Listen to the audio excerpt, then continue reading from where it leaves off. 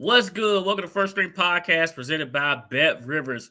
Make sure you download the BetRivers app or go to www.betrivers.com. Listen. We got a fire show planned out for y'all today, and we have the one and only Travis Thomas joining us today on the First String Podcast. Listen, we're going to do a deep dive on the Philadelphia Eagles. We're going to figure out how can the Commanders win, and we're going to have 5 good minutes with Ant, whichever way y'all want to see it. 5 good minutes, 5 terrible minutes, but y'all know what we do. Y'all know what time it is. Let's go.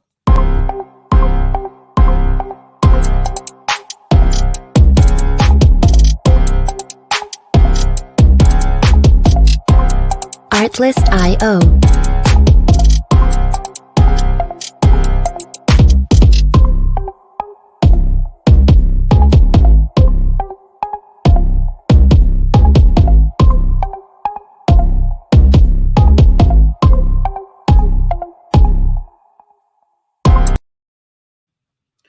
All right, y'all know what we about to do. We're going to get the squad in here, and Travis is having a little trouble right now. Let's get Sayed in. What's good, Sayed? How are you? What's good?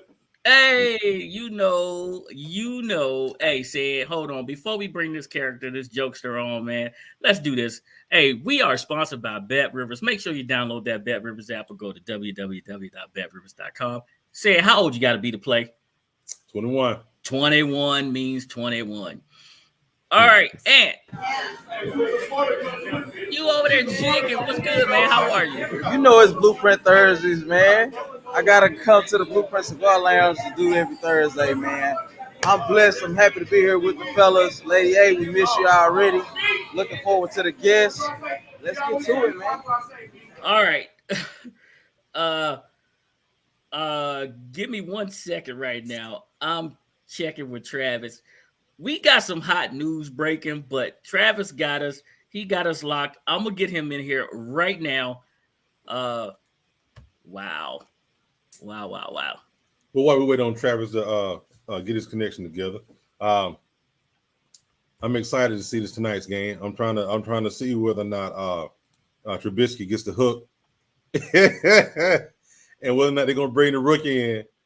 He's taking a lot of heat the last couple of days about his play since Sunday. So it's going to be interesting to see how long the Steelers go with him before they decide to say, you know what, I'm sorry, Trubisky. You know, we're gonna have to bring in the rookie, see what he got, you know, before we get too far down the season, before we get too far down the road. Because they was like Pittsburgh is the only team to have only scored 2 touchdowns offensive to have only scored 2 touchdowns. You know, out of the whole NFL, they scored the fewest out of the whole NFL.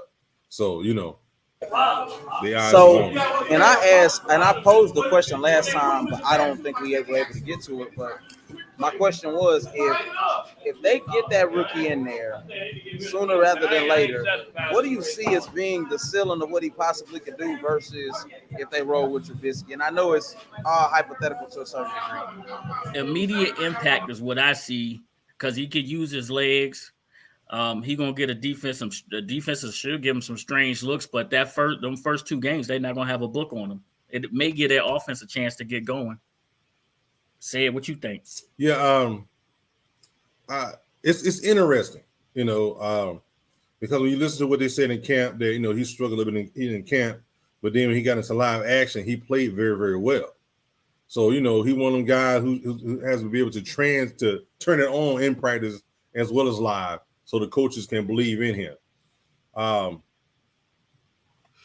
With the exception of preseason, they don't plan in preseason, they don't scheme in preseason.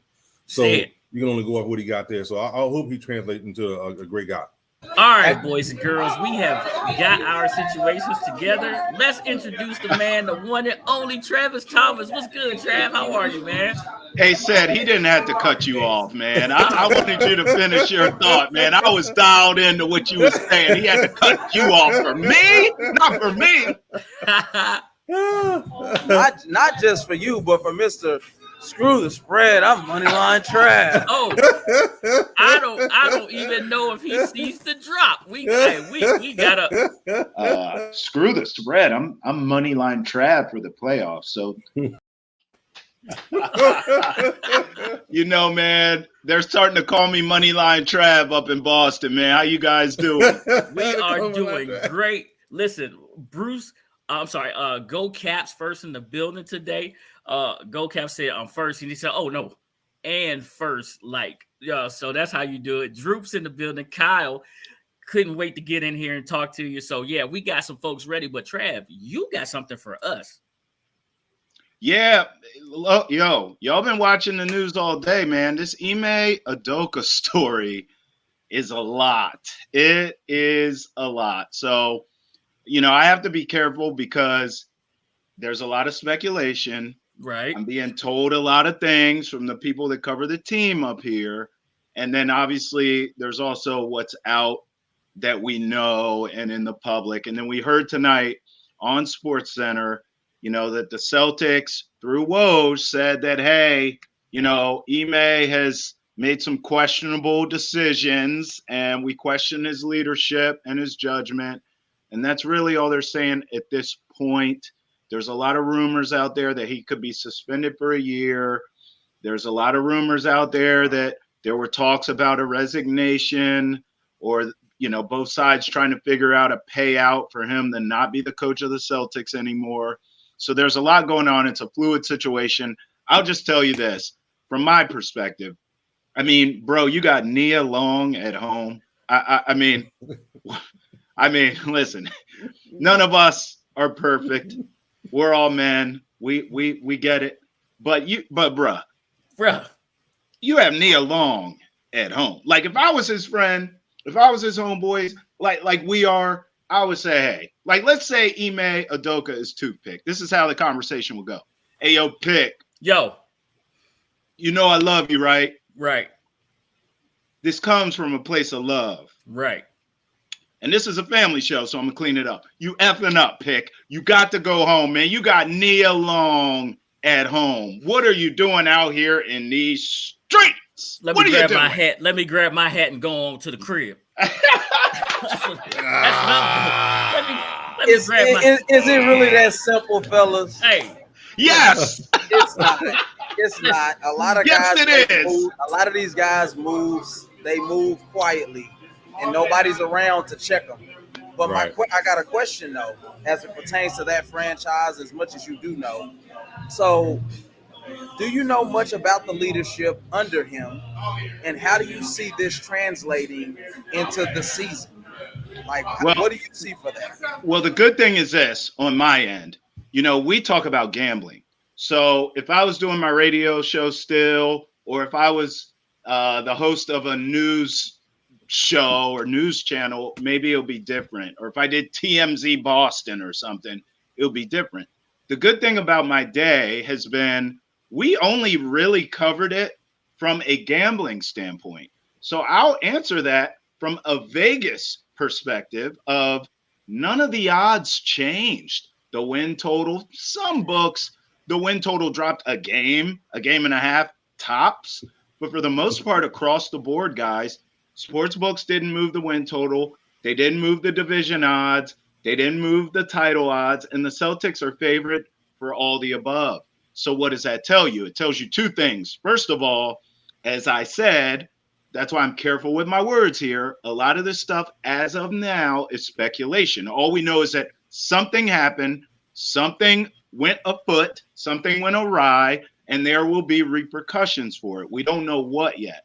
So I think that's part one, is Vegas and the books are telling you, we don't really know what's going on yet, so we're not going to overreact. The second thing is, for it not to even move a little bit means the sports books are not protecting themselves. Not everyone's going to hammer the under or, well, now all of a sudden we like this team instead of the Celtics. No, they're saying, look, coaching matters, but not that much. Not enough for us to take them, right? Not enough for us to take them out of that upper echelon of teams in the NBA. So it's something to watch here. And I'm thankful that for me, that's all I really had to talk about today. And I was telling Pick, like, my day's been pretty crazy, but I'm not covering the rumor side of things, right? I'm covering the sports betting side. And from a sports betting angle, it hasn't changed really anything.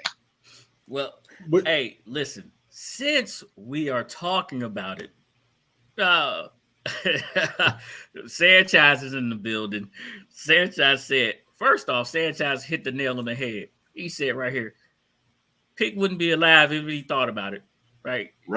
He said Miss Pick would have hid the body before the first text. No doubt. Hey, same here, bro. Trust me. Hey, she would have had the body hid. She would have known. Hey, I don't know where he went, but I know he ain't here. Listen, you got your gambling partner, Slim. I know y'all still in contact. I know y'all still doing y'all thing. Well, it is my partner Ron's birthday tomorrow, Trav, and him and Kyle said, do you have any player props that you want to get into for tomorrow's games or for this weekend? Well, first of all, happy birthday, King. Secondly, I have player props across the board. You already know what time it is. You also brought up Slim. Slim just had a baby, man. So congratulations to Slim, man. Yeah, man. So, but here's one thing about Slim that you all know and love. He's still gambling. You gotta love it. Yeah. Hey, you have a baby, it makes you go harder. You gotta buy that formula. You gotta hit more parlays, I guess. Man. Right. Hey. No. We straight betting this year. No. We straight betting this year. We got parlays now, Pick. No. I'm parlay Pete. I don't know what they talking about. Man, I'm parlay Pete. Oh, Travis, friend. Listen, I went to the school. We went and broke it down, right? Yep. And what did you tell us? You said you will hit a lot more of your bets when you go straight than when you parlay. You just got to be patient and do your thing. So we straight betting it. Hey, y'all ready to get into Which is what I should have did. Saints, but anyway. Oh, I know. Hey, well, listen. It's a long season, as you know, so you got to keep firing. Some of this stuff too, man, to be honest with you, and I've been talking to people about this, some people are new to sports betting, and we know there's veterans on your channel and OGs to this game, and then there's new folks as well and people that are trying to get into it. So we like to talk to everybody here on this podcast, and I tell the people that are new to it all the time, I'm like, it's a marathon, not a sprint. You got to go into it with that mindset. So sometimes you get burned on bets. Mm-hmm. Other times you hit bets. You're going to do both in this game. The key is to stick with it, is to be smart with your bankroll and managing how much you put on what, and live to bet another day. And whatever you do, here's what I'm teaching too. I've seen this happen to a lot of newbies. You chase a bet. You start losing 2 or 3. Like said, the Saints burned him. Next thing you know, he's on this. No, hey, you lost a bet. It is what it is. Mm-hmm. If you were only going to bet 2 or 3 games that day, that's all you do. Don't chase with the Sunday night game if you weren't going to touch it. Don't chase with the Monday night game if that wasn't the plan going in. That's why I'm teaching people now too, is you're going to lose some, but if you stay disciplined and you keep firing, you're going to hit more than you lose. Because I was pretty close. I mean, there it is. My record ended up being 12-4. Yeah. But I had a 14 parlay that was going to pay me some cash money. Yep. But them daggum Saints, boy, they hook, line, and sinker me. But I mean, like I said, it was a chance anyway. You know what I'm saying? Yeah. It was a chance. I said over under on Slim north or south of the border during the birth. Please. Definitely north. I wasn't even in the damn room. I had to be eventually, but I was way north of I was almost too north, where she was like, get your ass in here. I'll say that. I'll say this too. Sam Panayotovich, who's my co-host on NESN, he says this all the time and said, this is something for you on that bet. Sometimes when you don't hit a bet, it doesn't necessarily mean that you made the wrong bet. I mean, you did your research, you did everything, you did your homework, you did everything you were supposed to do. It made sense, but it's sports, it's gambling. Things happen. So sometimes you do make the right bet. It just didn't come home for you because of some fluky nonsense, which we see all the time in sports. Yeah, since we at that 15-minute mark, y'all know what time it is. We got 8 college picks for y'all. And this is where Ant get a little braggadocious. Don't even look at this board, Trav, because it's early in the season. But here's the board. All right. Ant's leading at 19-13. He's above 500. Say it is 17-15. These is just our college picks. Lady A, who's traveling today, is 14-18. She's creeping closer to 500 than I am. And Toothpick is in a different state at 12-20. Don't worry. Toothpick is toothpicking. Don't worry. Toothpick is toothpicking. Listen, by the end of the season, I will be way above 500. Let's get into these games. All right, so here's the first one that we got. Okay. Just to get the juices flowing a little bit, we're going to talk about TCU, SMU. SMU put on a great performance last week versus Maryland, just came up a little small. TCU has been doing their thing. A lot of speed on their offense, and their defense is pretty stout as well. The line is set at 2, minus 112. Minus 112 for, I'm sorry, minus 2 for TCU, minus 112, and their win total is minus 132. SMU is plus 2 at minus 108, and they are plus 108. I'm just making sure that this line is still good and it has not changed because it's been moving all day. And the over-under is set at the over-under set at 70.5 at 112 for the over and 109 for the under. And yeah, I gave you great lines. Everything is still set. Travis, our guest is always first. And Ant, just so you know, 9 times out of 10, I'm following Travis. Well, on this one, hey, he better follow somebody, brother, with that record. He got to do something. Look, for me, a lot of times with these short lines like this, right? And this is usually I'll follow TCU more during the season because they're a ranked team. They have a brand of always being a really good defense and being well coached. This season's a down season for them. SMU looks okay as plus 2 at home as home dogs. Usually when a line is this tight and I don't know a ton about each team, I look at the total. So the first thing that jumps out to me is at 70.5. Okay. Now, first of all, it's high for a reason. Okay. So you look at that and you say, man, that's a high total. I'm going to bet the under. Well, it's up there for a reason. I'm still going to bet the under here. I lean TCU in the game. But instead of just laying the 2 or taking them on the money line, I'm going to look at the total instead. I'm going to go under that 70.5, even though it is set high. Both of these teams like to score. Again, TCU on the road, SMU looking to bounce back. I think defense could play a role in this game. Not saying it won't be high scoring. Not saying you may not have to sweat it out. But I still believe in the end, regardless of the side.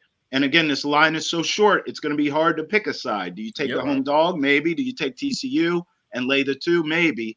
For me, I'll attack the total and go under and bank on one or both defenses getting timely stops. Sometimes this stuff, it could be a track meet and you could get right there and that hook could save you because at the end of the game, maybe final drive, someone's got to score to win. A defense can get a stop. And you hit your bet. So I'm going to go under the 70.5 here. Under the 70.5. And listen, both my boys is in there, Droop and Ron, and they are on 2 different sides of the fence. Look, Trav, I like the way you're thinking with the under. Unfortunately, Ant and Said will not allow me to just go under with you. They're going to make me choose a side. So I'm going to take the plus 2 with SMU because I saw their wide receiver put a couple of guys in the spin cycle last week for Maryland. Their defense had some good stops. They gave 2 a Fitz. I'm going with SMU. Lady A is going TCU money line. So again, here we are. She's going TCU money line. And it's on you. Actually, it would be on me. Oh, okay. And still has a short disrespect lead. still continues. This is weeks now. He's still Trav, I don't know what I did to him.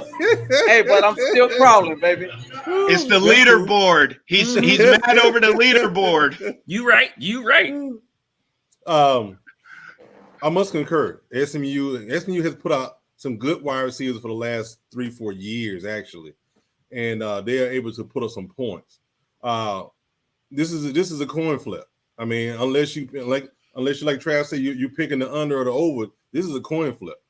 Oswell will be going with SMU money line because I think that's going to be a pushover for them to win this bet right here. SMU money line. Come on, Ant, who you got? Oh, I'm in a predicament because I ain't been following these as well as I should with them being local. I think I'm gonna take the under and give me SMU +2. SMU +2. So, Trav, we have one more thing, right? Yep. When you are the lone person picking, and Lady A, who is traveling to pick up her daughter in Florida, and she chose TCU money line, and everyone else went SMU. Right. She is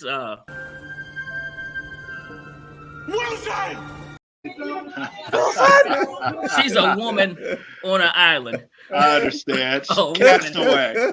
She's cast away. All on her lonely, right? I got it. All on her lonely, yes. So, she knew. She said, I may be Wilson on a couple of these. Our next game, I'm sporting the jersey. I'm going to show my love right now because I'm going to be drinking a lot during this game right here. Maryland could not handle SMU's number one wide receiver. Yeah. He's at SMU. So the wide receivers at Michigan are on a whole different level. Young Tua Tagovailoa, Leah is what they call him. He looked pretty good. Like I said earlier, the running game for Maryland looked really good. Michigan hasn't been tested by anybody yet on that defense, and Maryland's offensive line is full of big boys that like to move people around, but Maryland has 3 dangerous wide receivers as well. So how does Michigan play this? They at the big house. The lines is just like this. Maryland +17 at -110. At +575 on the win line. Ooh. Michigan -17 at 110, -110. Win line is -1,000. The graphics department, don't even say it, Corey. The graphics department has been furloughed. We got some imported people helping us, and I'm not sure if I'm going to pay them this week for this boo-boo right here. Imported. We do. I had to export or import some graphics people, man. So listen, the over under is at 64 and a half at 110 both ways. Trav. Hey, I hate to be total Trav tonight, but look, we all know what's going to happen here. Michigan's going to beat them down. So there's no fun in laying the 17. I mean, I'm not taking Maryland to cover that. If the game was in College Park, maybe I'd consider it, but still probably not. I'm going to go the over here. Look, Talia Tagovailoa and Rakim Jarrett are one hell of a 1-2 punch. If Maryland won more games, the whole nation would care and know it. But you have to be local to kind of know it. I think those guys are going to put up numbers against Michigan. I like both of those dudes, but at the same time, I'm not going to sit here and act like it's going to be a competitive game. It ain't. So give me the over 64.5. I do think Maryland can score some points. It's not going to be 71-0 here, okay? And even if it was, you'd still hit the over. So give me over 64.5 in this game. Kyle said no. And Ron said, yes, over 64.5. So Ron, Travis singing your tunes right now. Listen, I got to pick a side. I got the Maryland jersey on right now because there is no way that they cover this 17. I have to lay the 17 because laying $1,000 to make 100 is just too much for me. My living situation can't take me laying $1,000 to make 100. All right. So yeah, I'm taking Michigan with the spread. Lady A is going Michigan spread. Sad. She said sad not to take Maryland. So she says, yeah, give me Michigan, lay the 17 points, let them do what they do. Say it. Maryland has no shot in this game. I don't think 17 is probably a big enough number at this point. The fact that the head coach has a proven point from last year. He did. That's the reason why they have been destroying people. They have been putting them in the ground, they've been taking them to the backyard, burying the bodies, putting trees on top of them, trying to hide them away early. Because the simple fact is he got a proven point from last year. They've been picked as the number one offensive line again this year, even though they got wore out last year during a playoff game. They got wore out. But who? So they're not going to leave anything on the bone. Give me Michigan, and I'm going to lay that 17. Laying the 17. I think it's going to be a beat down. My neighbor's a Michigan fan, and I'm going to slash his tires right after this podcast. Hey, no one will see this podcast, so you won't go to jail at all. I mean, we're good. Oh, no, we're good. Hey, Ant. Listen, plus 17. What? Hey, say it again. You heard what he said?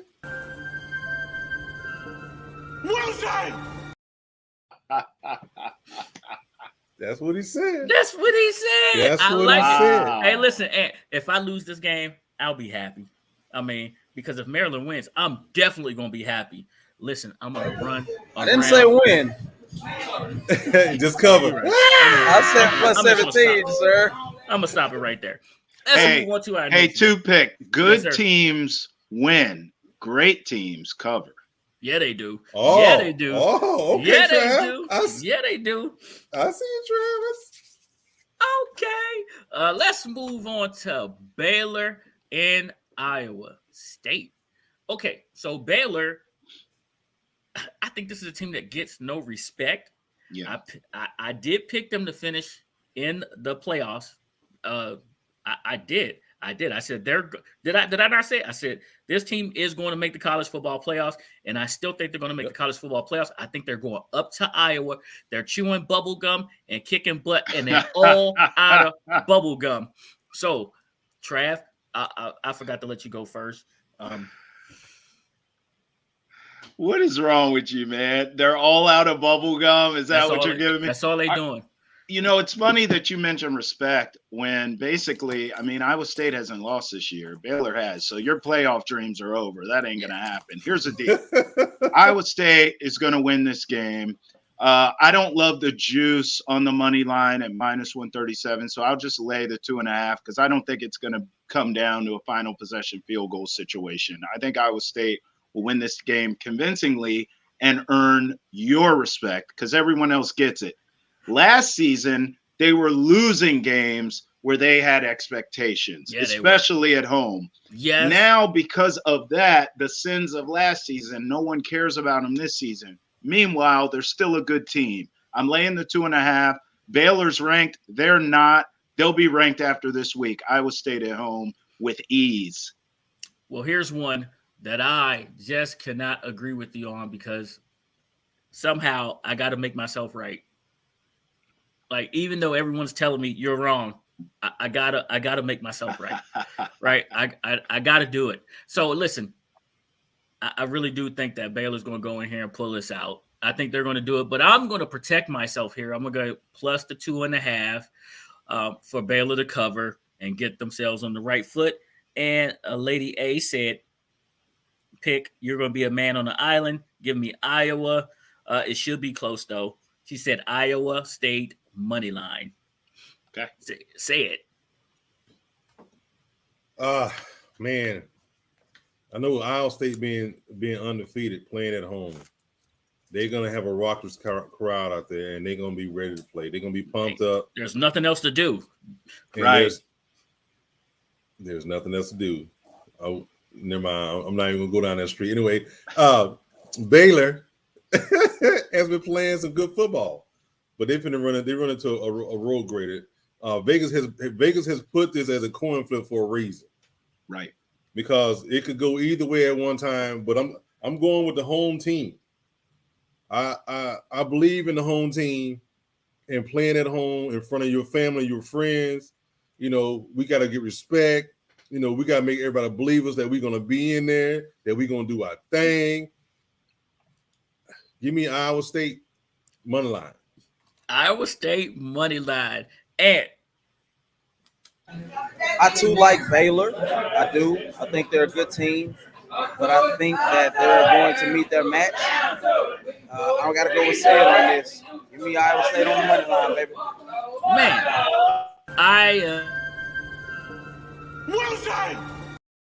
That Wilson thing never gets old. I really do love it. I really do love it. But hey, Wilson was protected last week when Said won all of his Wilsons last week. So I as well. And two, and hopefully that comes back my way this week.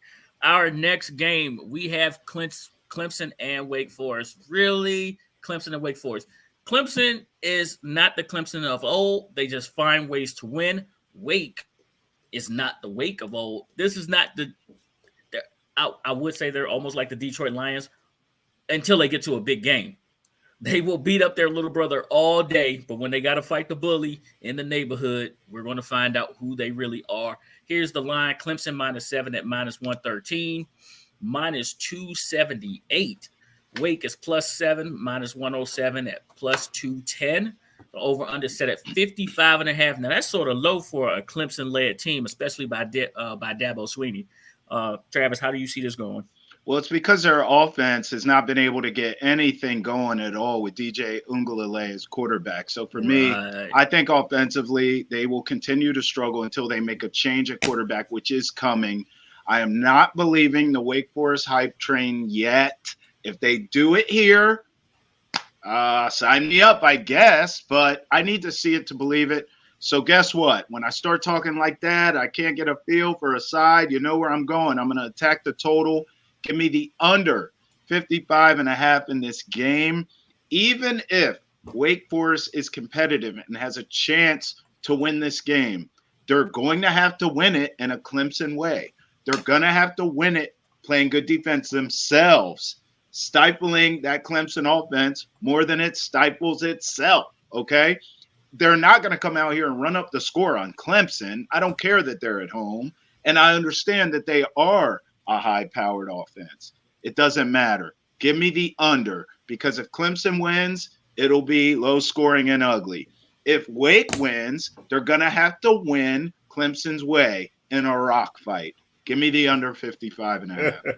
Under 55.5. Are they fighting in the phone booth? That's the real question. Yes. I just don't know who's going to win, but yes, it's going to be a phone booth fight. A phone booth fight. Hey, that clip. God. That clip would have been awesome right there. That clip that I sent you. Yes, that phone booth fight. Listen, they were doing it. They doing it overseas. Yeah, saw. I've seen it. You saw? Okay. Yeah. we are literally at 384 subscribers.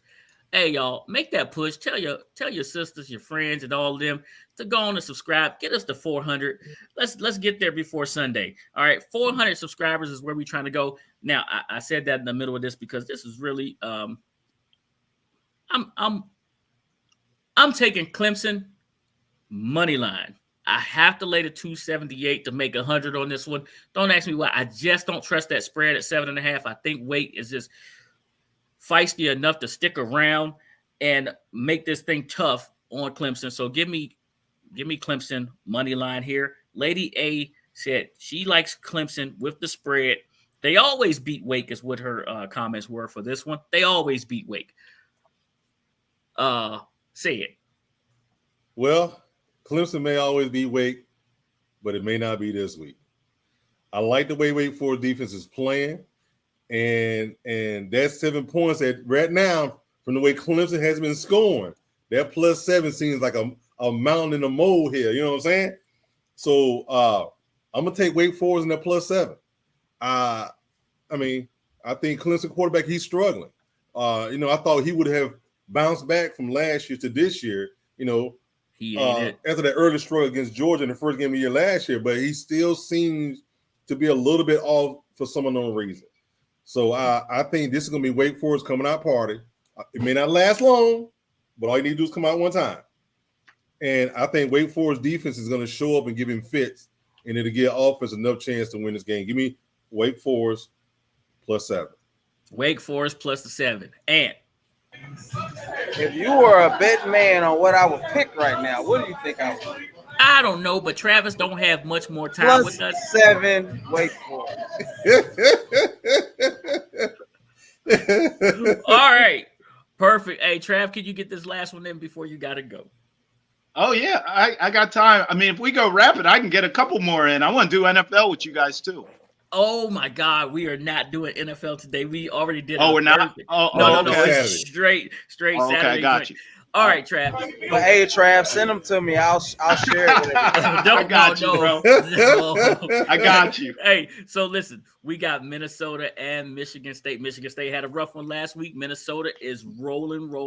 Their running game is great. Michigan can't stop the run. Michigan State can't stop the run. The line here is -3 at -109 at -155. We got Michigan State +3, +112 at +125 at 51. 109 for the under, 112 for the over. Travis. Yeah, I got burned by Michigan State last week, but it's because I had a parlay. I know, crazy, right? I had Michigan State on the money line and the under. Stop listening to Haney. I know the under came through for me, but Michigan State on the money line did not. So what I'm going to do is go back to the well, not on Sparty, because Minnesota, I think, could go into East Lansing and win this game. Wouldn't shock me at all. I do like Sparty to win the game again this week. I just can't get burned again. But I'll go back to the under. Both of these teams have decent defenses. That's why that total's so low. But again, I said this earlier in the show. Sometimes when lines are high or low, they're high for a reason and they're low for a reason, right?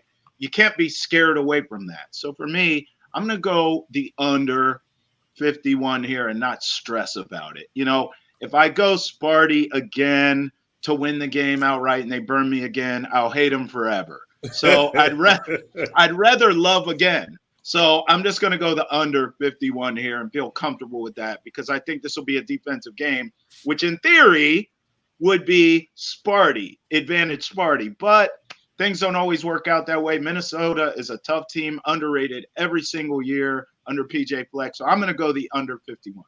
All right. I got two more games for you, but I'm going to start with the second one because we'll work our way back up to the other one because I think this was going to be great. So we're going to go Notre Dame, and then we're just going Travis, and we'll come back to this. Notre Dame, North Carolina. This is a great game right here. I think this should have been the late game, but hey, we'll take it where we take it at right here. We're going to go Notre Dame is +2 at -110, and their win line is +102. And then North Carolina is -2, -110, -124 on their win line. The over-under set at 55.5, 112 for the over, 109 for the under. Travis, who do you like, and tell us why?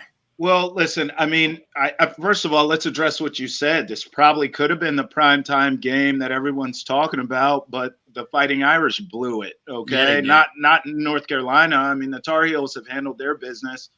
Notre Dame has not. So for me, you know, all I have to do is lay the 2. I mean, I'm fine with the spread or the money line. In fact, give me the Tar Heels at home, -124 on the money line here. I mean, if it was a higher spread, maybe I'd consider it. But for me, I'm just going to go money line Tar Heels -124 until Notre Dame proves to me and Marcus Freeman proves to me that they belong. They have not done that. They have crapped the bed all season. And here we go. Let's go to the SEC. We have Arkansas and Texas A&M. Texas A&M quarterback is looking wonderful. He's mobile. You love a mobile quarterback, Trav. He gets the ball to the right places, but Arkansas's defense is legit. They lead the league, they lead the FBS in hits on quarterbacks and sacks. Come on, Trav. Something's got to give when you have two things like this, right? We got Arkansas at +2 at -109, and their win line is +104. And A&M -2 at -112. -127 is their win line. Over under set at 49.5, and that's 109 on the over, 112 on the under. Yeah. I mean, listen, Arkansas has a mobile quarterback in their own right. This will be a great game. I'm going to go Texas A&M here. I think that hiccup this season woke them up. To me, I said this could be a dark horse playoff team. I still believe that. They just have to run the table. Good luck with that, right? Now that they had their hiccup. But at home, I like them. I like what Jimbo's doing there. I think their hiccup this season was because they were looking past everything like I was for them. I think they were thinking about the future and not focused. Now they're focused and locked in. Everyone's talking about how great Arkansas is. And now there's great value on Texas A&M. You couldn't find that early in the season. So I'm going money line here as well at 127 for the Aggies at home at Kyle Field to handle business. This will be a good game if you're thinking about a parlay. This has a low total as well, 49.5, because it's the SEC. Everyone's thinking defense here, marquee matchup. Not so fast. Give me Texas A&M if I were to parlay this and the over. We mentioned both quarterbacks. Look, I don't think this is going to be a track meet or a shootout by any stretch, but that is a low total. So I could see an over in this game with Texas A&M winning it. So that could be a parlay right there if you want to get a little more juice for your bucks. Yep. All right, but you said it, right? Screw the spread. I'm moneyline Trav for the playoffs. So I did say it. I can't deny it. You said it. It's right there. Right. Trav, I know you got to run. I appreciate your time. It's been great talking to you. Stay in touch. And many blessings to you and the family in Boston. Yes, thank you. I appreciate it. First of all, I'm going to go back and rewatch this once it's all out and hear my boys' picks there because I need them. And then I want to come back for an NFL pick too and get into all that stuff as well. And thank you guys, man. And catch me on NESN Monday through Friday, 1 p.m. and 5:30. We do a ton of sports betting shows. It's awesome. Even if you don't live in the New England area, we're online as well. So go check that out at nesnbets.com. That's right. Thank you, Trav. We appreciate it. Thank you, guys. Travis Thomas. Hey, follow him on all his social medias at Travis Thomas Experience. A great follow. Great dude. Love Travis, man. Thank you for joining us. We really, really do appreciate you. Hey, thank everyone for hanging in with us while we let Trav do his thing. All right. Yep. No, Corey. We got those. I just had to get to a couple of games with Trav. And then I know he had to run because he's got another hit that he has to do right now. So stay with me. I got you. All right. Let's go. Armand says state is too inconsistent, and we didn't give ours on this one. We didn't give our picks on this one, right? So this is where we left off at, and he's talking about Michigan State there. I don't trust Sparty right now, and I like Minnesota's running game. Their coach, he has that team believing. He's full of energy. He's high energy, and his teams have been responding to him very, very well. So here I am laying the 3. I'm laying the 3 with Minnesota, and that's where I'm going with this. And Lady A has chosen Minnesota -3. Close game, but they're not going to mess this up. She's talking about Minnesota's not going to mess this up. So say it. It's on you. I must agree. Sparty disappointed quite a few of us last week. I thought that this team was gonna, get back into a groove from where it was last year, and try to do some stuff going down the line. I mean, there's still time. They only have one loss, but the way they lost, they were terrible. Utterly dominated throughout the game. I didn't think they lost that much talent on defense, coming into this year. But apparently I was incorrect because they took a whipping. Like we say down south, got a whipping. But I'm gonna go with Minnesota, man. I'm gonna go with Minnesota money line. I don't think Michigan State has enough to win this game. Okay, and so this is where we part ways, everybody. Give me Michigan State +3. Wilson! All right, sir. Well, yeah, he's calling him. Oh, Wilson. Hey, he's over there yelling. Okay, Corey, this is the game you've been waiting for, Corey. This is the game. You're going on. Yeah, let's just finish that one. No, Notre Dame and North Carolina's next. No. Yes, that's what you just did with Trav. Okay, I skipped because I skipped Florida, Tennessee. I wanted to get to that SEC battle at the night, and All right, so here we go. We got Notre Dame and North Carolina. Notre Dame and North Carolina here. You just heard me explain it. I don't believe in Notre Dame just yet. You're gonna have to prove me wrong. So give me Notre Dame plus the 2.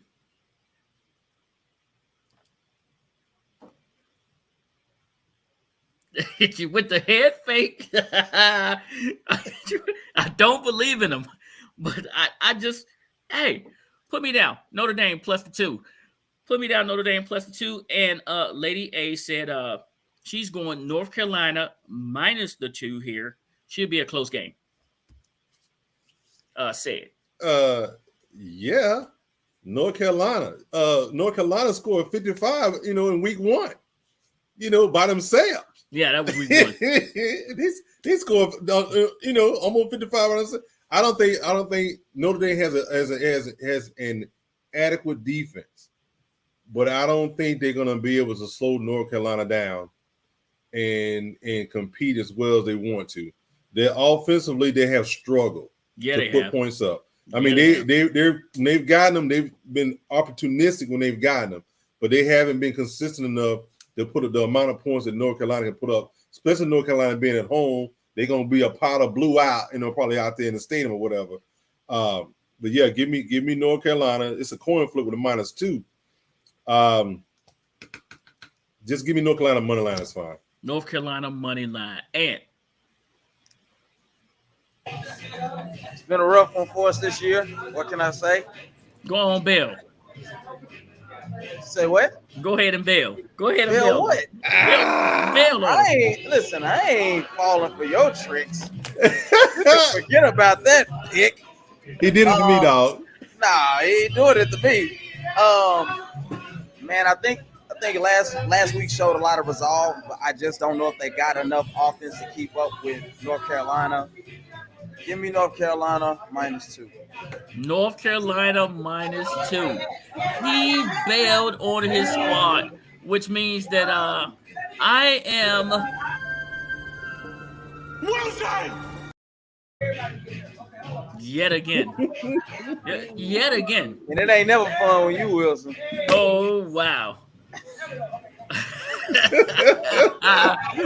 Wilson will not be safe. Here we go. Linda's in the building just in time to see what happens here. Yes, she is. Is she going to be cussing and fussing, or will y'all show her some Arkansas love here?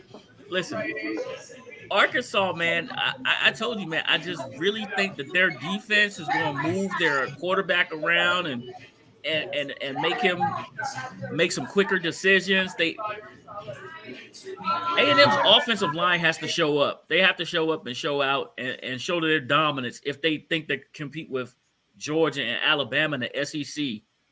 Will they do that? I mean, is Trav right? Did that little bumble trip them up and wake them up? Will they? Come on, man.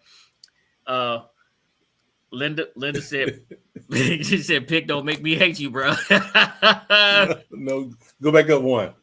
Oh, Judas in the house. Oh God. Okay, listen. Yeah, it's no pressure from Linda. It's really no pressure from Linda. I think that Arkansas runs this ball, keeps their defense on the sideline, or keeps A&M's offense on the sideline, and they win this game. Give me the +2 minus the 109 here. I'm rolling with you, Linda. Let's see. Lady A said, for this one, she said, Texas A&M -2. It'll be close. Say it. Oh, man. I feel so bad for Linda. She's not even here to defend herself. Oh, she's here. No, she's here. I'm just playing. I think that Texas A&M stumble was real. I think it more exposed them than it did for them to just change quarterback. The offensive line was dominated by Appalachian State. That was no joke. There were clips being shown throughout Twitter from different people, from different angles, from different plays. And Arkansas is bringing in a defensive line that's going to do just that. They bring a defensive line in that's going to get in there and they're going to rough up the quarterback. and they're gonna make themselves known, and then they're gonna turn around and do TOP. They're gonna run that rock. They're gonna run that rock some more. The quarterback, he gonna run that rock. They're gonna sprinkle a little pass every now and then. They're gonna run that rock. Give me Arkansas +2. Okay. And Says looking like my cousin. I don't believe in A&M. I don't, and I think they are a mess. I am disappointed that I picked them to go to the Final Four this year. That ain't happening. What was it? 17-9 last week against Miami. Who did they play? Was it Miami? Yes, Miami. It was Miami. I ain't saying Miami's terrible, but no, give me +2. I want my cousin. I want my kinfolk. Well, that would absolutely make Lady A woman on an island. Wilson!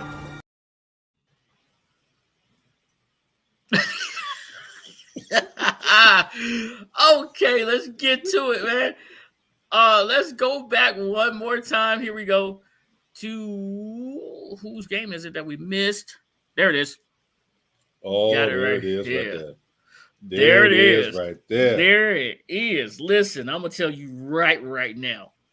I'm gonna tell you right now. Everybody was high on Florida's quarterback going in, and I don't know if y'all knew this on the schedule. Was Tennessee waiting? They play fast on offense. They play fast on defense. Georgia, I gotta say, could be in a slobber knocker with Tennessee. Pause. But that's later down the road. I do not think that the Vols overlooked this Florida team who is improving in the SEC, but that spread is 10.5 for a reason. Here we go. We got Florida at +10.5, minus 110 on the spread, +300 on the win line. You have Tennessee -10.5 at 110, -400 on the win line. The over-under set at 62.5, 110 both ways, ladies and gentlemen.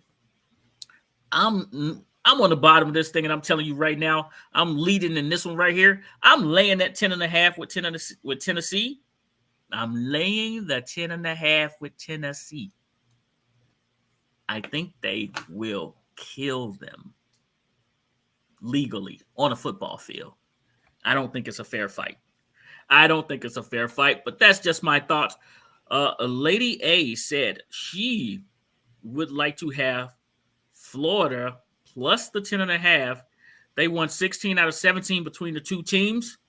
The lady has done her research, and she feels confident in saying Florida. I don't think they have Tim Tebow playing quarterback, but I could be wrong. Say it.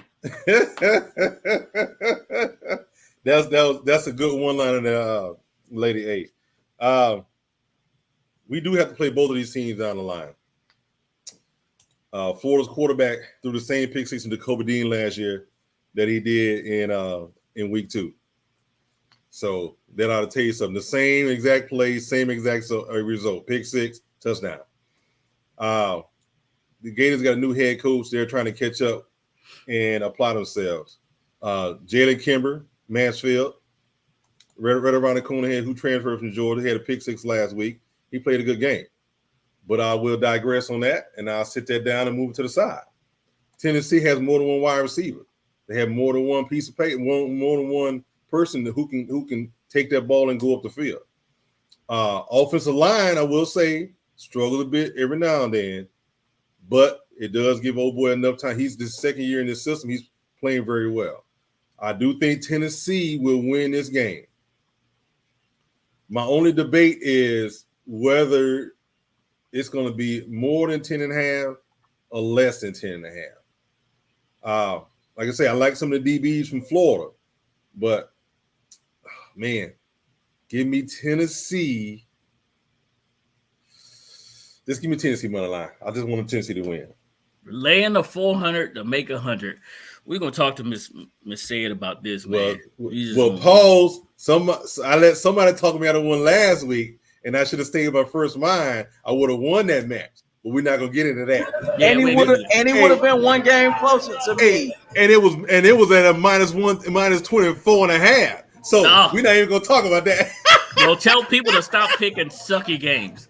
All right. No, that's actually a great game. That actually ended up being a great game. It did. Absolutely. That ended up being a great game. It I should have stuck to my mind and just say, you know what? I was thinking money line, and he was, man, money won 24. Man, my mind was like money line. It's not gonna be 24 points. Said, what did I do? You did what I should have did. All right, let's go. Hey, Listen, I think Tennessee is better than what people ever gave them credit for. They've always been the hopeful, but they never can come through. I think this is the year that they do that. Not saying that they make it to the Final Four or anything, but they will be a very tough game. I think they beat Florida. Florida struggled at home. So I don't see them going in the Rocky Top and doing what they're supposed to do. So I'll take money line with Tennessee. money line with Tennessee. Tennessee, Florida. Oh. Wilson! For Lady A. Hey. Yeah, boy. He just left. Okay. That's our 8 pick for y'all for college football this weekend. Hey, lots of sweats, lots of sweating it out, and Pick will get closer to the top of this leaderboard where he belongs. And Corey will be our guest on Saturday. He's our guest picker this Saturday. So make sure y'all show up and let Corey know what he do. Oh, Ron O'Neal done jumped in and said Florida money line. He said Florida money line. Yeah, he did. He said Florida money line. Did he watch the last game? Hey, listen, it's Ron O'Neal. He do what he do. It's Ron O'Neal. True. It's Ron O'Neal. Andrew said, my man with me. Yeah, he's with me. Listen, I told y'all what I'm doing, man. Y'all ain't seen them Vols, man. Them Vols, they've been doing some things. Listen. Hey, so today we're supposed to take a deep dive into Philadelphia. Philly special, right? A little Philly special. This is a team that has been looking really good in week 1. But did they look dominant Monday night? Oh, my God. Kirk Cousins was confused. Darius Slay I think he won defensive MVP just off of that performance, right? In one game. One game, yeah. I think Kirk Cousins was actually aiming at him a couple of times because he could have had 5. Hey, it looked like it. I was like, where's Slay? He's wide open. Yeah. Kirk is playing like he was for Michigan State recently. Oh, Lord. Okay. We're gonna dive into this defense. Let's look at this defense first, right? Let's look at their defense. Well, we all know Fletcher Cox is a man in the middle, right? Fletcher Cox, you got Brandon Graham on this team. These are old people that we talked about, right? Who's backing up Fletcher Cox? Say it. Jordan Davis. So we getting younger. That's what you're telling me. Is Fletcher Cox an old man? We already got his replacement on the roster, and we got him on a rookie contract. This defensive line is full of monsters, interchangeable pieces. Washington's offense is going to have their hands full. Brandon Graham has a motor that doesn't stop. Hassan Reddick, their Sam linebacker, is just everywhere, right? Their Mike linebacker, Edwards, is pretty good. They're solid on all 3 phases. And then right before the season started, they already had Darius Slay. They already had James Bradbury, right? Mm-hmm. What did they do? They picked up the phone, called New Orleans. Hey, New Orleans, we heard y'all got a corner y'all really don't even like. We'll send you a couple draft picks. And oh my God, they got 3 solid corners right now. Maddox, oh man, listen. Did they do the thing versus Minnesota's wide receivers? Because I said Minnesota got some good wide receivers, right? They do. They didn't work out the way I thought it was going to be. It didn't work out, Flash. It did not work out. What do y'all see in this defense? I mean, why is Philly doing what they're doing right now? Why is Philly the projected Super Bowl contender, the winner of the East, all the accolades that go with it, defensive MVP, quarterback MVP. Why? Tell me this right now. Let's stay on the defensive side of the ball. And I think that I was talking to somebody like a week ago or something like that, and I told him, I said, historically, when you look at Washington, when you look at the Eagles, they have had great front sevens.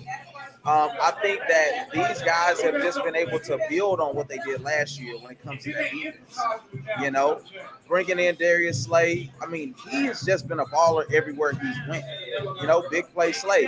And so when you couple that together with, man, they got grown men on that defensive line. It's gonna be hard, at least right now, to give them the run that they need if your guys aren't just as mean and aggressive as they are. I don't really buy as much even into the Darius Slay part of it, because I think that's just a 50-50 thing sometimes. Like, he didn't throw that good. That wasn't a good ball in the end zone. right. That wasn't a good ball. But it was caught by the defender. Right. But the defender made the pick, so it's a great defensive play. And so I just think when you look at that front seven, when you look at the plays that they've made to shore up that secondary, it's just lining up for them to work the way it needs to work for them right now. There's no more, no less. Say it. And I must agree. I watched most of the game, and I was really intrigued on the way they used and they rotated players in and out. Only one thing I will say I didn't like was they just primarily left Jordan Davis over the center instead of giving him a chance at the tackles or the guards. You know, this is their scheme. So, I mean, what can I say? It's their scheme. But what it did was he gave that linebacker a free roam. When I tell you he looked like Ray Lewis out there, I mean, I'm not going to woo because I know he's not Ray Lewis, but it sure looked like it. If they was running the ball, he was there. If they thought about running the ball, he was in the backfield. So for them wise, the defensive line applying that pressure, speeding up the clock for Kirk Cousins, it made him make some bad throws. At the same time, them DBs did their best, you know, to cover up those wide receivers. Because we do know Jefferson, he didn't disappear. He's still over there. But they gave him enough time for them to cover him up and limit what he could do with the ball. What more do you want from your defense? Limit the number of touches from the offense, 3 and outs, get us the ball back so the offense can score again, get back on the field and do it again. Rinse and repeat, which is exactly what they did in the last game. Rinse and repeat for the whole game. And on the big difference between this game and game one, they didn't allow them to get back into the game. They did not. They Pittsburgh and Joku. Oh my God. I'm sorry. Not Pittsburgh, Cleveland. They didn't. And as we know, the season's early. The head fakes continue. Offenses are exploding. Defenses are getting better as the season go. Darius Slay at the end of the game, they said he was gimpy, but hey, he's always gimpy is what's been said. Where do you see the weakness on their defense? If there is one, and I'm asking y'all that, come on, say it. The weakness on defense is actually the defensive line. They don't have a lot of depth at defensive line, so they're rotating them guys out as much as they can. But there were times where they allowed Kirk to stand in there and throw that ball, and to hit those guys on crosses. They were open, so they still need to improve on the defensive line wise on how much pressure that they apply. But like I said, when I say that there were times where they had 4 defensive guys and they got stood up. It was like boom, stalemates. Exactly, stalemates. So they started to bring one more, or they would fake and bring one more to mess up their scheme to allow one of the defensive players an advantage. So I expect the defensive line to make an adjustment and be better for this game. If not, they're going to see some of the same thing. You're going to get an offensive chance to let the quarterback settle and find an open receiver, which is what they don't want to do. I actually think it's the back end. I want to see exactly how good y'all going to be against that 3-headed monster over there. Because I can say a lot of bad things about them. But the receiving core is not the place to start. You know, especially when you start bringing out them double tight ends. I don't know if they really have what it takes, especially considering if what's said is saying is true, that in some capacity that defensive line won't have the stamina in the long run. That's what can make this game actually competitive. Because if they can score with them and expose that secondary in some capacity, especially because I'll tell you this, man, Terry is scary. So you better find a way to get off that gimp because they got so much speed. It's not gonna help you. Like you're gonna have to do something. I'll say I don't know about their safeties. So not to say that they're bad, I just don't know about them. I watched a lot of that game, but it was just once it started kind of getting out of hand, I was like, I watched the Tyson biopic or something. Like it wasn't fun to watch because one thing we knew is if Kirk got down a little bit, he wasn't gonna bring him back. So yeah, I want to see what that secondary ends up looking like because I think they could squeeze out a 35, 28, something like that. Oh, If the offenses are clicking, because then like it's kind of like what Trav was talking about in one of the games. Which one of these defenses can get a timely stop? Right. okay. So you don't believe in the Eagles secondary.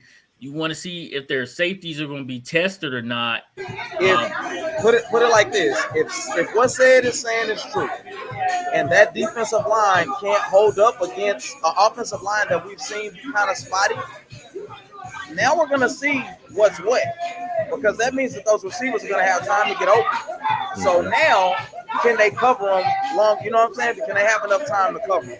That's gonna be a good chess match. Also, can they hold up to the run? Though, I mean, listen, they got some of Dalvin Cook, and they were shutting that down. But you know, they sort of said we're going to put this in Kirk Cousins' hand, so we're going to hit this box and take away your run, and we think our back end can cover it up a little bit. So then they started doing the add-on blitzes and things like that from the from their defensive line of delayed blitzes. That's what I saw as well. I think that. That's what I was saying though. But see, that's part of what the defensive line was doing, because the defensive line was at times stalemating them. They couldn't run between the tackles. They couldn't. They tried to run. I mean, they tried to run Dalvin Cook between the tackles. They did. Right. But then once they started running him all tackles. Guess who's been untouched? It's coming around the sideline. Them linebackers was filling in.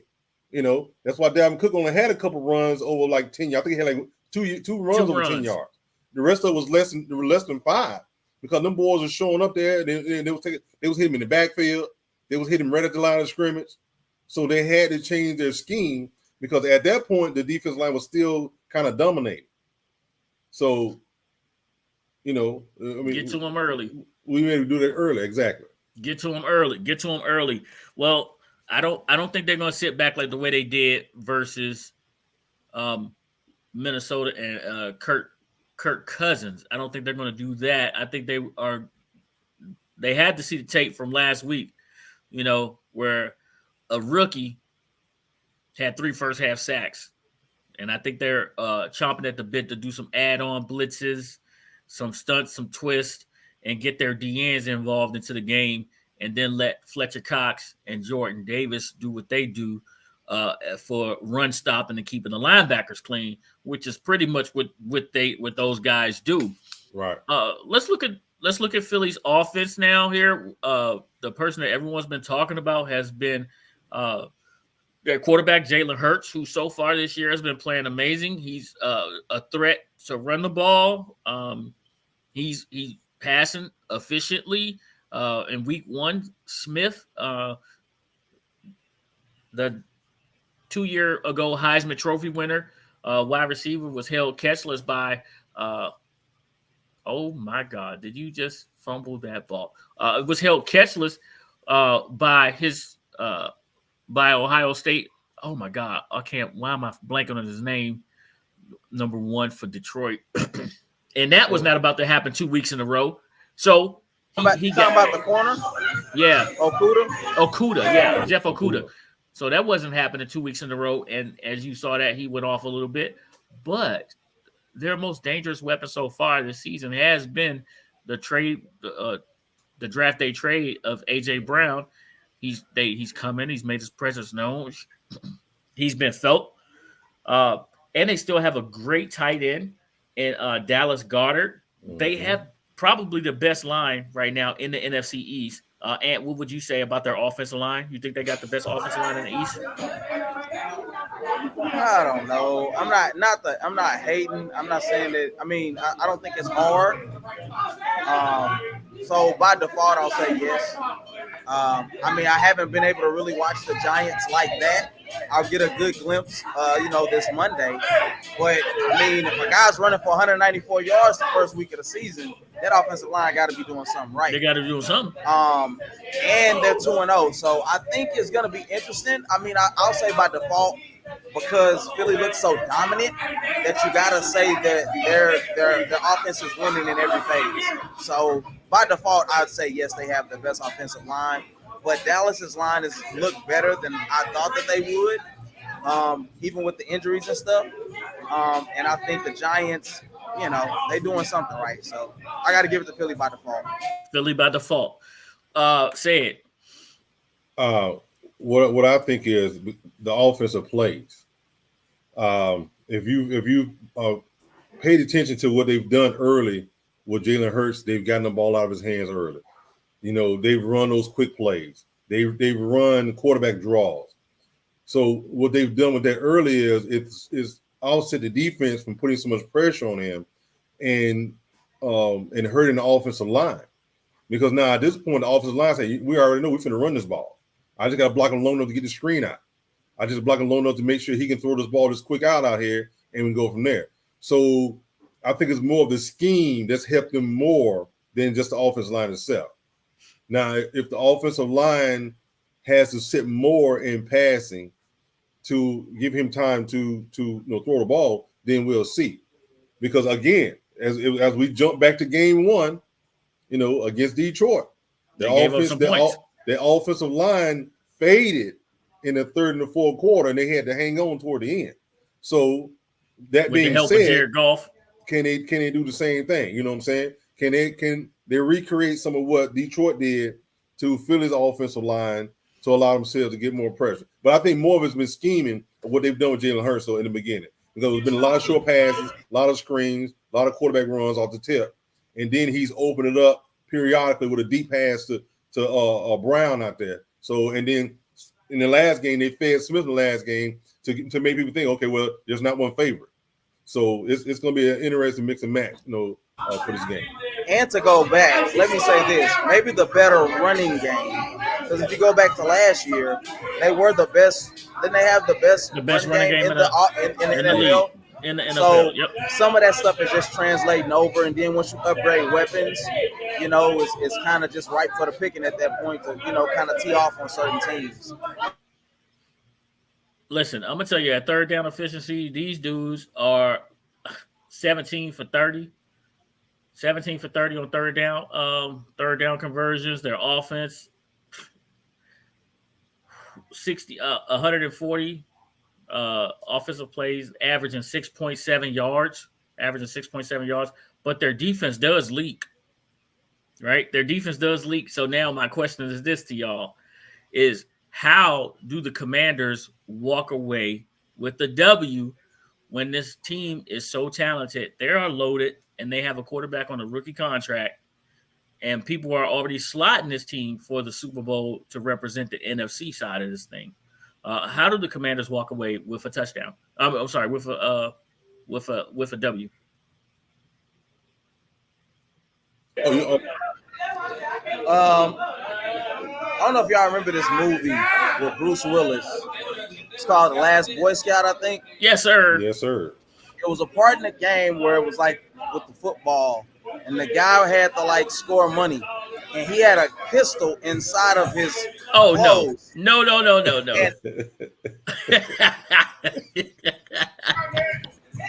He just started shooting people to score the touchdown. Yeah, that's what you guys need to do. You need to come fully locked and loaded with heavy machinery, AK-47s, bombs, have a tank, some Dracos, big Dracos, so that y'all can like mow the path to get through that team. Because as far as I know, You don't believe that? No, this is the same team that gave up. What they give up to Detroit, man? What did they give up to the Detroit? same team, it's the same 35. Detroit that beat y'all. Yeah, but 35. So I can't compare that. They they beat a gave team up you didn't beat. 35. No, Yeah. but I'm saying their defense gives up points. See, they made the adjustment though. Because if you remember, one of the things I told you that I was reading was that people were questioning how come Jordan Davis didn't play more in the third and the fourth quarter. While he was in, the rushing yard was like 3.8, 3.9. When he was out of there, they was running at like 6.4. And they made that adjustment. He comes in more earlier, so it's hard for people to double team with him being on the field. That's like I said, the only reason I didn't like the defensive scheme that they used the other day was they primarily left him over the center instead of moving him over to the guard and let him smash and grab, because they're gonna double him, you got another defensive tackle here and defensive end, another defensive tackle here and a defensive end. Somebody got a free rush. Somebody got one-on-one. But offensively, for you guys, did I freeze? Anyway, I'm not falling for the banana tailpipe. Not doing no, it. hey, but real talk though, real talk. Y'all gonna have to play a clean game. It's gonna have to be a clean game, and you're gonna have to protect the quarterback.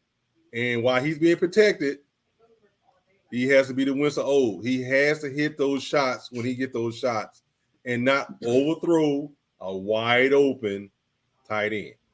Well, hey, I do believe that Carson has been carving it up this year. I think his streak continues, and for me, Washington has to score. I've been saying this; they have to score. Like they get the ball, they can't settle for field goals. They have to put up touchdowns and pray that their defense can somehow get off the field. You need at least, if they have 7 possessions in the first half, you need 4 stops. You got to have 4 stops. You're asking for a lot. That's right. What I will say though, in all seriousness, is what they need is for that run game to take some air out of the ball. It's important for y'all to score, but it's important also to keep Philly off the field, because it seems like whoever they need to be open is getting open. Both receivers, tight end, running back, everything seems to be clicking on offense. The best way to do that is take some air out of the ball. So Gibson needs to come along. I see that Brian is actually, I don't think he's close to returning in the next week or so from the shooting, but he appears to be getting better, that I saw on Twitter. So that will help. McKissick, I've heard so much about this guy. It's time to show and prove. That could be another wrinkle coming out of the backfield. And if they can keep Wentz upright, those receivers are going to get open eventually. You just got to get there. If they can keep Wentz upright, I believe that it'll change the dynamic of this game if they can continue to score and put pressure on Philly. So that's what I think about that. Hey, now Terry has been a Eagle killer, and he's played against Darius Slay in Detroit. He played against him since he's been in Philly, and he's been smashing Darius Slay. Now the question is, will we? When you say running back and taking the air out the ball, for us, that's going to be Williams, our bruising running back, who was the fourth running back that was kept. He hasn't seen the field yet. I think they should have used him in the Detroit game and taken the air out of the ball, because he runs really hard. He always falls forward. He has that good running back lean. His shoulders are over his pads. You know what I mean? He runs behind his pads. But that's how I see we win, is by mixing in that run and timely passes, catching Philly trying to put 8 in the box, and making them put 8 in the box and go one-on-one with our wide receivers. That's how I see that happening. Now, Ant, are you ready, my good sir? Oh, he has to prepare himself. Intro. You know, yeah, he needs a whole intro, ladies and gentlemen. We are about to give you Ant and his 5 good minutes. Ant, let's go. What, is he asking the bar to be quiet? Oh.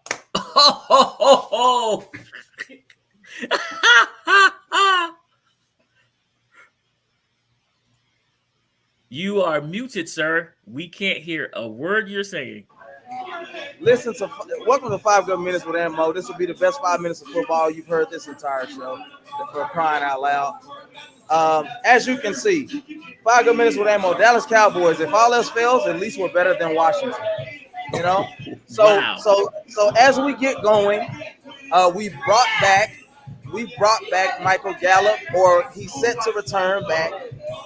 We cut Dennis Houston, or waived Dennis Houston, so that we can make room for a receiver, but we then turned back and signed him. This is going to show that we have the ability to spread the field a little bit better, even with Cooper Rush being our quarterback. I mean, let's be honest, he scored 17 points. It couldn't hurt especially with a team that I think records don't always indicate how good a team is. I think it's about matchups. So for us, we were able to expose the fact that the Bengals don't have a good offensive line, just like Pittsburgh was able to do the week before. So I do believe that Michael Gallup being back out there for a Monday night is going to give us a nice little spark and the opportunity to put up, maybe another touchdown or so. Cooper will be a second week back. All right, so listen, man, if we look at this team, I've said it, the defense will be the backbone of this team this year, no matter what happens with that. If Michael Parsons is going to be the one who's going to lead this, I said it, we're going to be a top 5 defense all year. Doesn't mean we're not going to have some bad spots, but overall, we're going to be a top 5 defense. If you look at it, we're giving up 18 points a game. 17 the first week, or 19 the first, or what was it? 17 the first week, 19 the first week, 17 the second week. So the defense is going to do what the defense does. Also, when you look at the penalties, that got better. So we gave up 4 penalties for 45 yards. One of them was quite bogus on Anthony Barr. He pretty much just touched the quarterback after he slid, and they gave him 15 yards for that. That's super bogus. And Corey, you wish you looked like this. Listen, the next 2 weeks, we got NFC East opponents. If we are going, he ain't lying. Listen, the next 2 weeks, we got the Giants and we got the Redskins.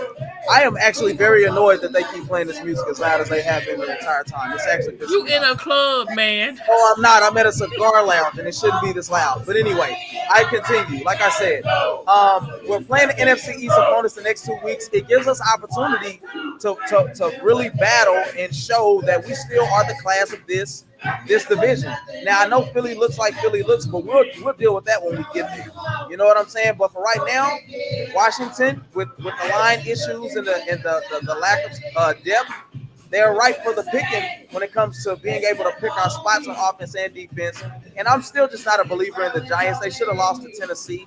So, listen, with 2 weeks left, with 2 weeks into the season, the sky is not falling. The offense has the opportunity to get better with Jason Peters coming off of IR. The running game looks solid, good enough.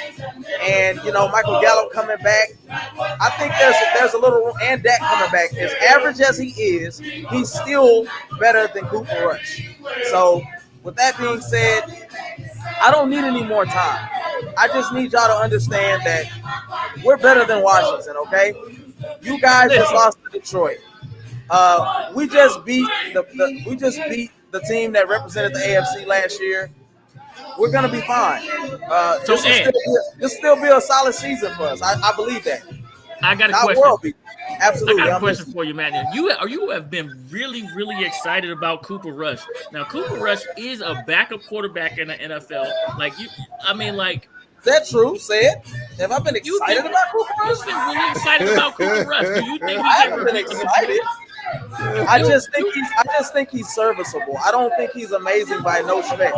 I think he can get the job done. I think he knows the offense, and I think that's good enough for this team if we can. Because of how good the defense is.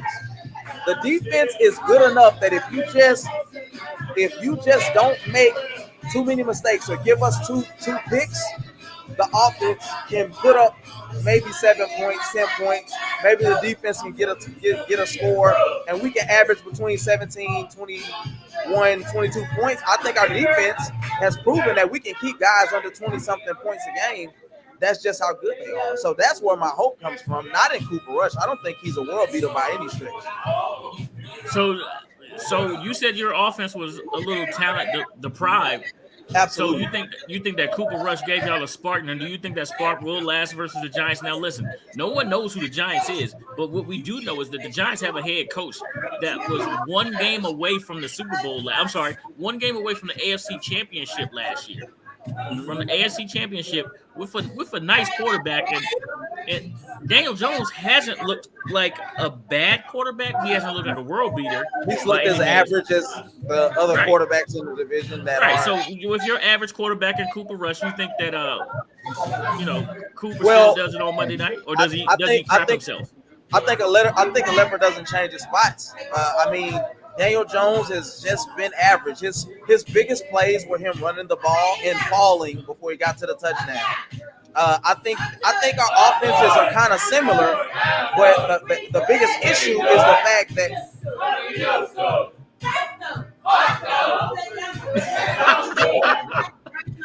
how mad is he right now? It's getting obnoxious. So I think our offense is mirror right now, but I believe that the difference is our offense looks like that, and I get that people see what happened with Tampa Bay. I get it, but I think the difference is their offense is going to look like that regardless. They are a big run game or bust, and we have to be that way because our quarterback is in. So I think that he's still serviceable enough and still better than Daniel, if we're being honest. Cooper Rush is still a better quarterback than Daniel. And you talked about your defense being top 5. Is your defense ready to take on Saquon Barkley? That we will see. But because the difference between the Tampa Bay game and this game is he's talented enough to beat us on his own, but they don't have the weapons to make us respect the passing game. You see what I'm saying? So we could put an extra man in the box and trust that our back end will hold up and do what we need to do. So that's just what I firmly believe. Now, could we lose to them? I wouldn't be shocked or surprised by it. But I think that the defense, and mind you, they can't stop guys from coming through the A gap. We talked about that. I was listening to local radio talk about this as well. They can't stop guys from getting in there. Michael Parsons is going to have a heck of a game. He might average 2 to 3 sacks for the first 4 games. He's on a record pace. He's got 17 sacks in the first 20 games. It's like a record.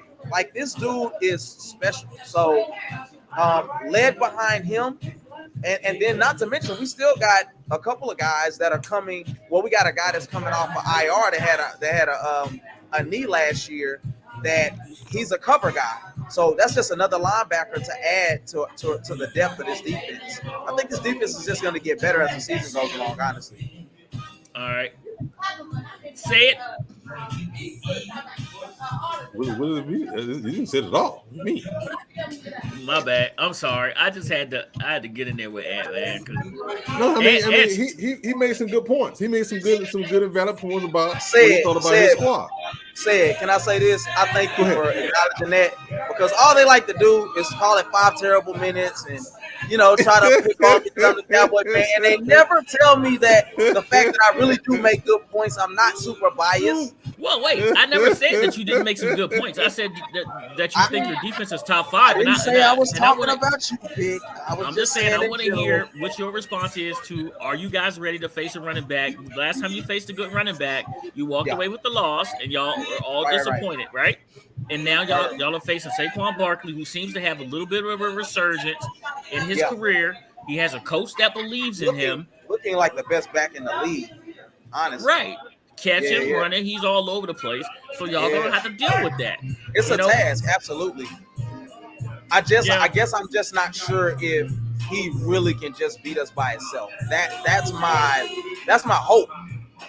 Because I think he's capable. The dude, man, he can get in the secondary and then run off on Trevon Diggs. Like he just is. Yes. You did. You Cooper said Rush Rush is is better than Jones. Yes, I did. Who But are we he's a talking backup, about? Ant. He's a Daniel backup. Jones. Daniel Jones is a backup. He's not a starter, guys. Let's be honest. Say, you think Daniel Jones is a starter in this league? You said he's a good starter. No. Is he a starter? It depends on the scheme, man. He's a scheme quarterback. He's a scheme. I think those guys. He's a scheme quarterback, and right now he has an offensive coordinator who came from the Buffalo Bills that fits the scheme that he is. That's what he is. He's a quarterback that can throw the ball, but at times can take off and run because that's the scheme they run. The last offensive coordinator didn't run that scheme because I actually watched before this game came on. They were talking about the same thing you're talking about Daniel Jones being a starting quarterback and what he did last year compared to what he did this year. And they showed like 4 plays where he was already bailing out and not even looking at the wide receiver that were open. And then they showed the plays from this year where he's like boom, boom, boom. Okay, now it's not open. I can leave. I'm just telling you the truth. They literally showed us the pregame show. I'm just waiting to say something. So it means that the scheme that this dude is running fits him, unlike the scheme he had last year. Well, thank you, Corey, for letting us know he's a starter. We know he's a starter. He started since day one. That doesn't mean anything. Ryan Fitzpatrick started. Was he any good? No. He had moments. Fitzpatrick was a journeyman. Watch what Daniel Jones is going to be after he doesn't get extended. He's going to be a journeyman. He's not a good quarterback, guys. That's my only point. I'm saying we're comparing freaking apples to oranges when we talk about Cooper Rush and Daniel Jones. They're not that good. Neither one of these guys are that good is my point. I'm not being biased. I'm saying at least we've seen, I'll say this, okay? And Cooper Rush's limited opportunities. He's beat Minnesota when they were supposed to be touted as a good team in Minnesota, and he's beat the Bengals at home. Hold on. She's not here, but she's active right now, and she said, Lady A, the Boston Celtics have suspended their head coach for the entire season. Oh wow. Yeah. Wow. I think that's a little bit egregious if we're being honest. Why not just fire the man? Yeah, but it's like why don't we just fire the man? You might as well, because you're taking a guy who literally got those guys to believe in his system. I got you, Corey. And we're right there from winning a championship game, from winning it all. You know what I'm saying? To removing him completely, and you bring in somebody else who may run a scheme different because somebody else is going to have to coach his team this year. Yeah.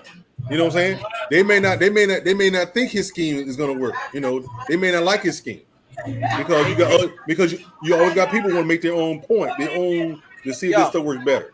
You know the problem I actually have with this is you have the owner of the Suns and the Phoenix franchises, the men's and women's franchise. And he's racist selling. And he's all listen, yeah, but he got to make that he gets to make that choice. And I'm not saying what Udoka did or whatever is okay. But it just seems like it's a little more harsh for this guy. Like, and you want to prove a point with him. No. I tell you what, that owner's gonna sell those teams, he's still gonna be a billionaire. He is, and I totally agree with you. Listen, I'm following you, right? But you know why he has no choice but to sell? He has no choice but to sell because sponsors said if he stays the owner, we are not supporting this guy. We are going to pull our money. Now that I like. NBA players started to say, if this guy stays the owner, we will not play for him. So it wasn't just the fact that the NBA said we're going to suspend them. The NBA is run by the players. The commissioner and the owners, they don't have no power. The players have the power in the NBA. The players have the power. Now,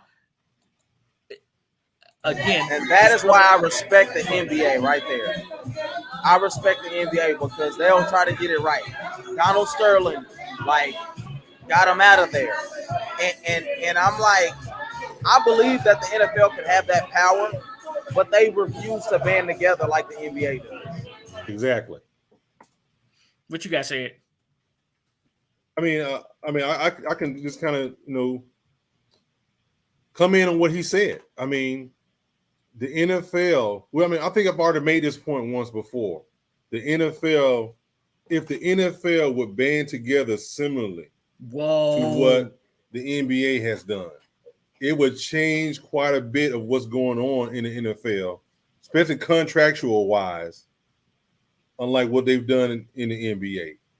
But like we said that one time, those guys, a lot of those guys don't prepare for what's going to happen. So they don't have that money set to the side just in case they're going to strike. They're going to strike for a year. They're going to strike for this amount of time. So they're not prepared. And most of them looking like they just, no, man, I need to get this check. You know what I'm saying? NBA wise, the NBA put it and said, look, we're going to do X, Y, Z. And they did it. And they had to change the way they made these deals with the players.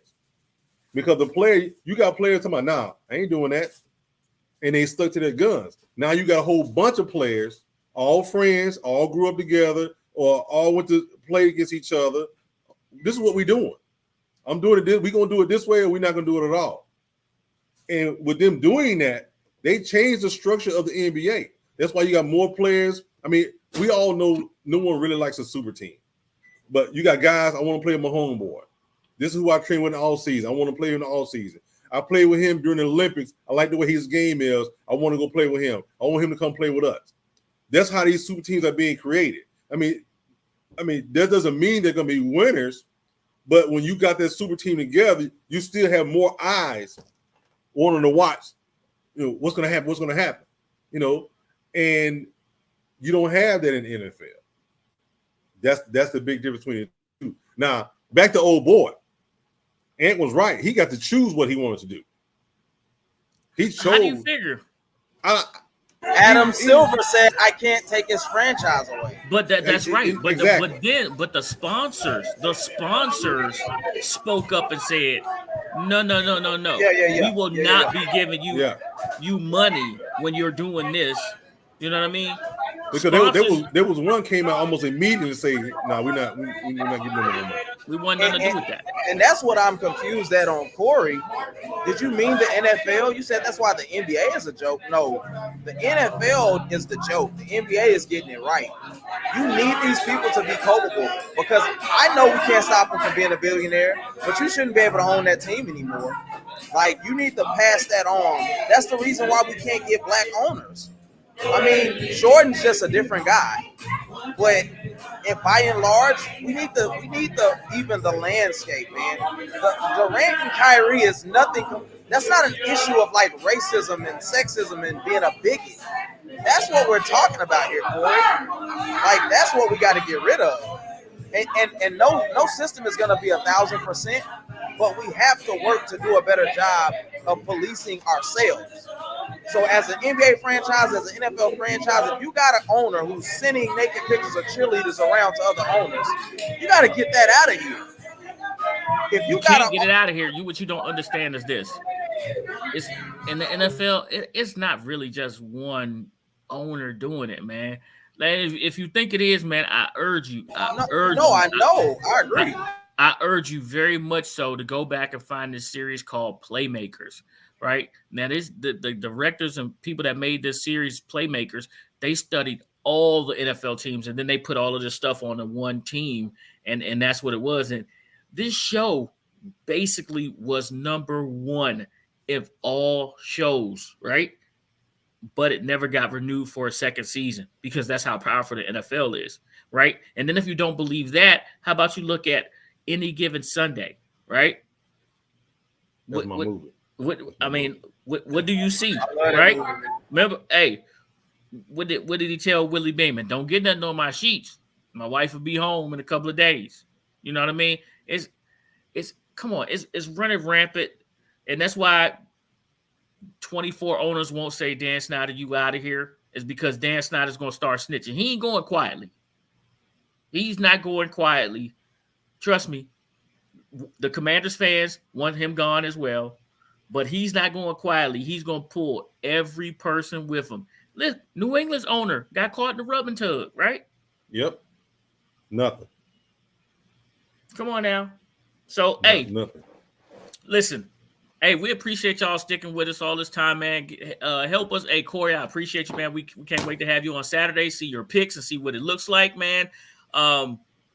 Listen, I cannot wait to see what goes down with these college football picks on Saturday. Get up with us on Saturday night when we give you all of our NFL picks.